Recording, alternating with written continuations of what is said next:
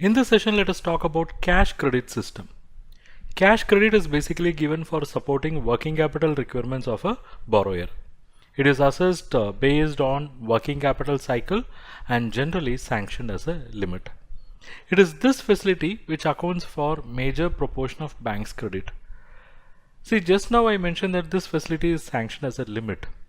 It means an assessed limit will be given and borrower can operate the facility within that limit. Say for example, if limit sanctioned is rupees 5 crore, then borrower should operate this facility within rupees 5 crore. If outstanding in facility exceeds the sanction limit, then it amounts to overdue and irregularity and all. On the other side, if outstanding is less than the sanction limit, then that is not an issue. Sometimes this facility may even have credit balances, but that does not mean facility is closed. The main reason is this facility works on cash cycle. So it is possible that at some point deficit will be peak, which may result in entire utilization of the sanctioned limit, and at some point there may not be any deficit but rather only surplus cash flows, turning the balance in credit facility into credit. So cash credit facility basically operates like a current account. All business related transactions will be routed through this account. It means borrower can deposit and withdraw any amount within the sanctioned limit. Okay. If you look at the securities, cash credit facility will have two types of securities. One is primary security, the other one is collateral security. Primary security is basically the assets that are created out of the facility. They are generally raw material, work in progress, finished goods, receivables and all. Even though the limit is sanctioned based on working capital cycle and available securities, operation of cash credit facility is regulated by drawing power.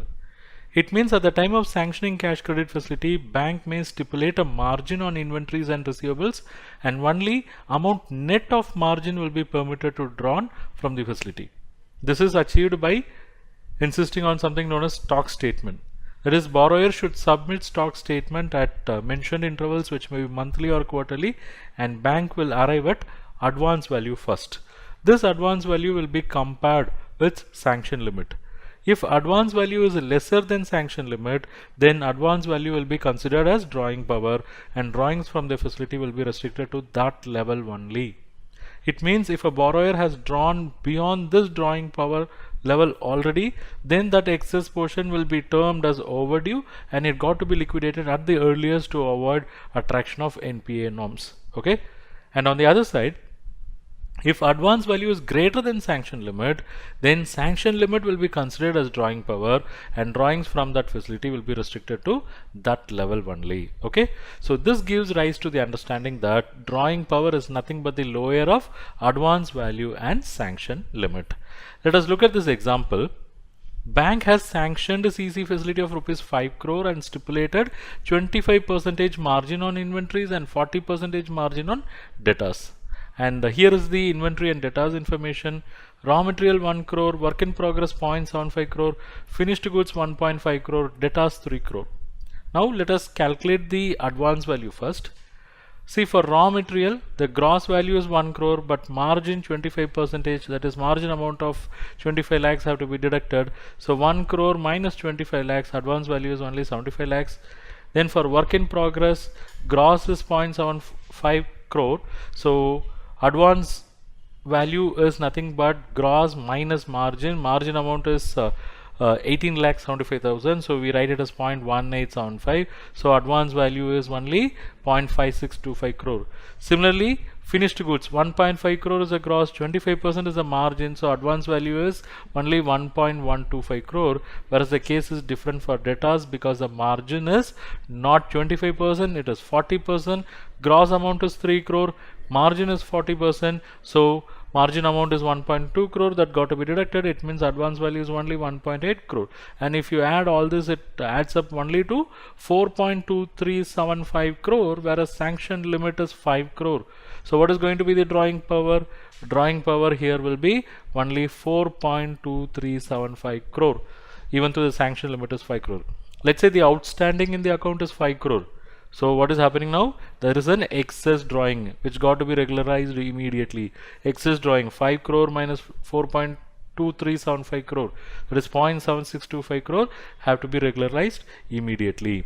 Okay. So These assets basically act as a primary security for cash credit facility, but bank will also insist on collateral security, because in the event of failure or default by borrower, the first asset that gets disappeared in most of the cases is the primary security. Okay, that is the inventory, and receivables will be of very meager value or even nil value. That's why banks are very particular about collateral security. Okay, then in cash credit, interest will be levied only on outstanding balances, and it is not levied on sanction limit. So every day end balance will be taken into consideration for arriving at interest amount, and this will be generally debited at the close of the month, and borrower should service that interest immediately. Okay, and when banks sanction cash credit facility, they do so on the assumption that borrower will be making optimum utilization of the sanction limit. When this facility is sanctioned, whenever the borrower comes for withdrawal, bank should be in a position to allow that withdrawal, provided it is within the drawing power. So for this purpose, bank should set aside sanction limit to meet borrower's requirement. I mean, bank should set aside cash for meeting the borrower's requirement.